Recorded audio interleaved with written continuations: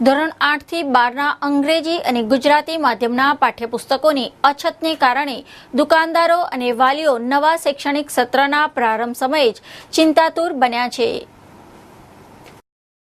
શહેર જિલ્લામાં નવા શૈક્ષણિક સત્રનો પ્રારંભ સોમવારથી થઈ ચૂક્યો છે। તેમ છતાં બજારમાં ધોરણ 8 થી 12ના અંગ્રેજી અને ગુજરાતી માધ્યમના પુસ્તકોની અછત વર્તાતા વાલીઓમાં ભારોભાર નારાજગી ફેલાઈ છે।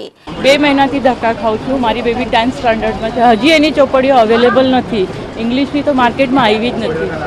ઇવન 4th સ્ટાન્ડર્ડની મારી બેબી છે, એની એ કોમ્પ્યુટરની હજી કશે મળતી નથી। 10મામાં જ્યારે મારો સન ભણતો હતો ત્યારે બી ચોપડી અવેલેબલ નથી। અત્યારે 11માં કોમર્સની હું લેવા આવ્યો છું, મળશે કે નહીં એ બી મને નથી ખબર। ત્યારે આવા સંજોગોમાં વાલીઓ અને પુસ્તકના દુકાનદારો વચ્ચે ચકમક પણ ઝરતી હોવાનું નજરે પડી રહ્યું છે। વાલીઓને ધોરણ 8 થી 12ના પાઠ્યપુસ્તકો ન મળતા વિદ્યાર્થીઓના અભ્યાસની ચિંતા સતાવી રહી છે। ઇંગ્લિશ મીડિયમમાં 6, 7, 8ની ચોપડીઓ પૂરતો સ્ટોક નથી મળ્યો।